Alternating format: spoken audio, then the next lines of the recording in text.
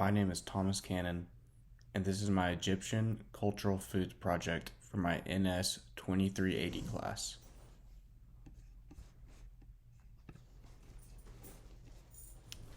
Introduction.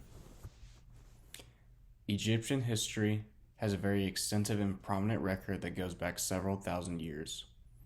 Egypt began as a civilization when ancient people settled on the banks of the Nile River after coming from Mesopotamia. After this time, Egypt was ruled by the pharaohs whose reign saw Egypt thrive for some 3,000 years through a series of native dynasties. Over the next 1,000 years, Egypt went through a series of Hellenistic involvement that eventually brought the people into the most powerful nation to ever exist, Rome. Egypt was a part of the Roman Empire up until it was conquered during the 7th century AD by Muslim armies.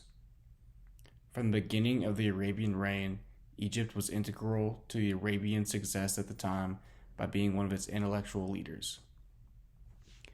For almost another millennium, Egypt was ruled by different Arabian forces. In 1517, the Ottoman Empire took over the country and occupied it for 281 years. Then Napoleon invaded and Europeans ruled for 3 years.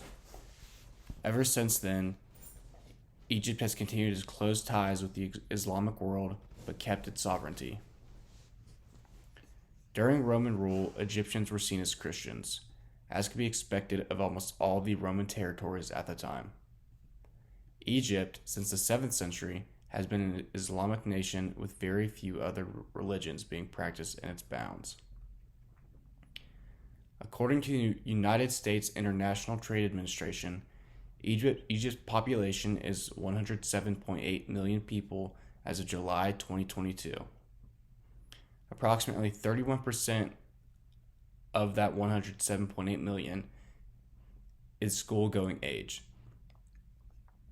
That means that around 33.5 million Egyptians are in school. Egypt is putting an emphasis on education, and this can be seen through their growing number of universities throughout the nation. Egypt is located on the northeast side of Africa. Its northern border touches the Mediterranean Sea. The majority of the western parts of Egypt are desert, with oases sprinkling in.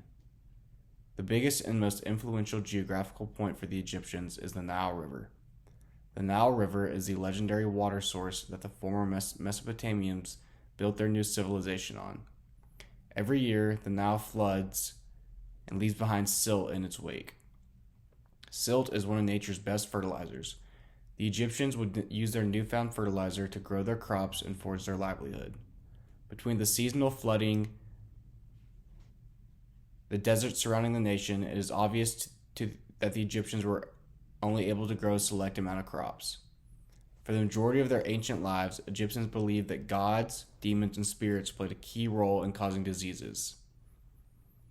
During these times, there was very little science in their medical practices.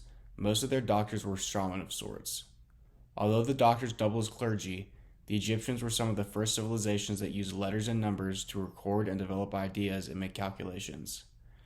This would lead to an unintended effort of trial and error in terms of medical research. Slowly, the Egyptians learned what worked and what did not work, and they were able to improve their methods and build a code of medicine. Egypt has a culture that is characterized by a hierarchical and authoritarian approach, with a strong emphasis on respect for authority and formal structures.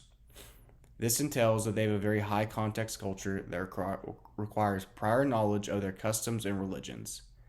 They get a majority of their societal norms from Islamic culture, which is their most popular religion.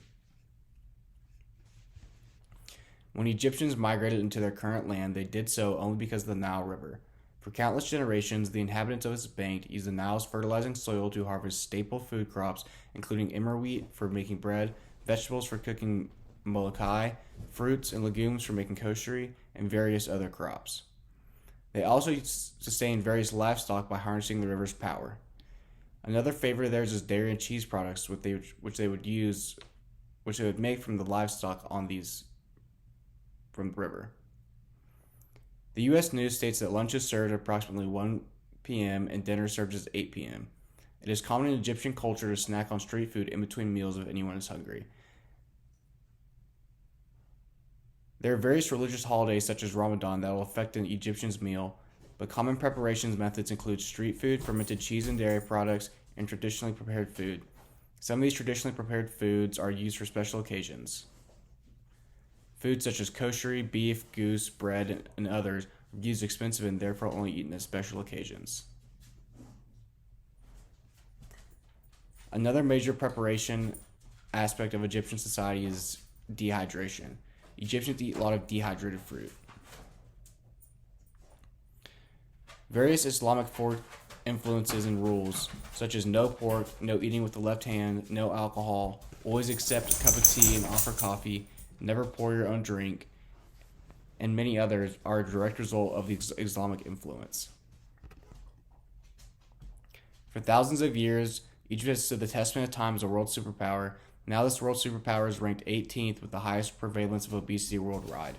Egyptian health is not great. Alongside obesity comes adult onset type 2 diabetes. In past times, Egyptians were eating what the land and nature provided for them. As time went on, Egyptians, along with the rest of the world, started eating worse and worse quality food. Today, Egyptian streets are lined with fast food and fried meats and other grease-filled alternatives. It is easier and cheaper for restaurant chains to use cheap materials and components to produce their meals. This can be seen throughout every culture and not just Egypt, especially so true in the United States. By coming to the United States, these people will be trading in their unhealthy street food for the United States unhealthy fast food. So yes, there'll be a habit change, but not in the overall nutrition balance. Thank you.